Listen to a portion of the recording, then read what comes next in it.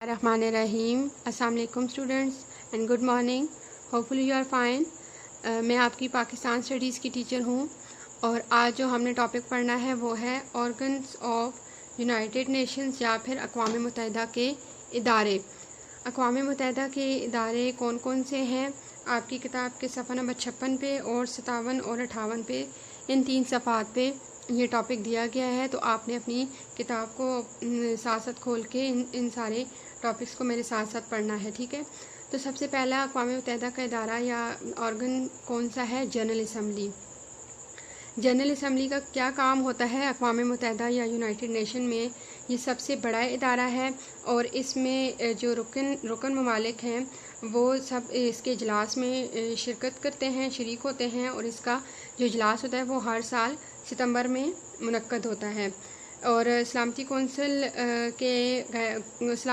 کے غیر مستقل جو ارکان ہوتے ہیں، تولیتی کونسل کے، معاشی اور معاشرتی کونسل کے، بین الاقوامی عدالت انصاف اور سیکریٹریٹ کے سیکرٹری کو جنرل اسمبلی کے اجلاس میں منتخب کیا جاتا ہے. آگے ہم ان باقی اداروں کو بھی دیکھیں گے. دوسرے نمبر پہ آتا ہے سلامتی کونسل. سلامتی کونسل جو ہے وہ دوسرے نمبر پہ بڑا ادارہ ہے اقوام متحدہ کا، اور اس کا کام کیا ہوتا ہے کہ سلامتی کونسل ہر سال جو ہے اس کے جتنے بھی منتخب نمائندے ہیں، اس کے نمائندوں کی تعداد ہے، ارکان کی تعداد ہے 15. 5 اس میں مستقل ہوتے ہیں، وہ تبدیل نہیں ہوتے. اور کون کون سے مستقل رکن ہیں؟ امریکہ ہے، روس ہے، برطانیہ، فرانس اور عوامی جمہوریہ چین.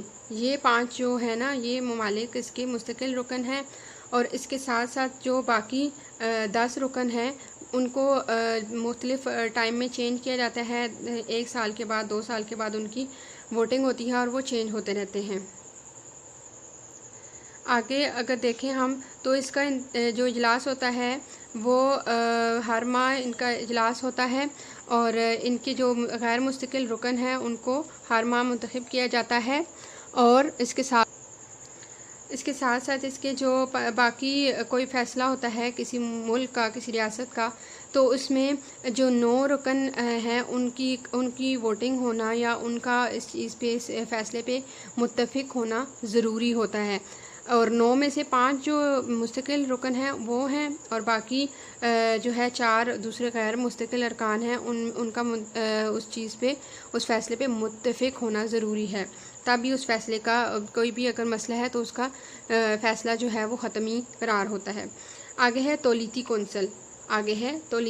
تولیتی کونسل کا مقصد کیا ہے؟ اقوام متحدہ نے دوسری جنگ عظیم کے بعد جتنے بھی تباہ حال ریاستیں تھیں، ممالک تھے، ان کی ساری ضروریات، معاشی ضروریات اور تمام جتنی بھی ان کی اقتصادی، سماجی، تعلیمی اور دیگر ضروریات کو پورا کرنے کے لیے یہ ادارہ تشکیل دیا تھا. اور اس ادارے کا مقصد یہی ہے کہ جتنی بھی ریاستیں ہیں اقوام متحدہ کے منتخب جتنے بھی ممالک ہیں ان سب کی فلاح و بہبود اور بہتری کے لیے کام کرنا. آگے آ جاتا ہے نمبر 4 پہ معاشی اور معاشرتی کونسل. معاشی اور معاشرتی council economic and social council. اس کا مطلب کیا ہے کہ اس کے یہ تیسرا بڑا ادارہ ہے، اور اس کے ارکان کی تعداد کتنی ہے؟ 54 یا 54.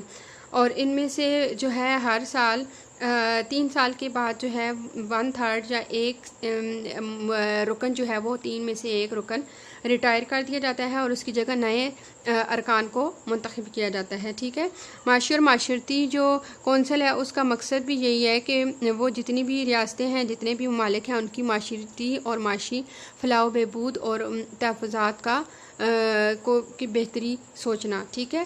تو اس کے بعد آ جاتا ہے بین الاقوامی عدالت انصاف. بین الاقوامی عدالت انصاف جو ہے وہ ایک بہت بڑا ادارہ ہے اقوام متحدہ کا، جس کا کام یہ ہوتا ہے کہ انصاف کے ساتھ جتنے بھی ریاستوں کے درمیان کوئی تنازع ہے، 2 ریاستوں کے درمیان کوئی مسئلہ ہے، اس کو انصاف کے ساتھ حل کیا جائے. تو اس کا طریقہ کار کیا ہوتا ہے؟ اس کا طریقہ کار یہ ہوتا ہے کہ جو 15 کل اس کی جو ہے نا ججوں کی تعداد وہ ہے 15 جج ہوتے ہیں جو مختلف ممالک سے لیے جاتے ہیں. ایک ملک سے ایک سے زیادہ جج نہیں لیا جاتا، اور وہ ان کی مدت ہے 9 سال. 9 سال کی مدت کے بعد ایک جج ریٹائر ہو جاتا ہے اور پھر اس کی جگہ نیا جج رکھا جاتا ہے یا پھر اس کی ہائرنگ ہوتی ہے.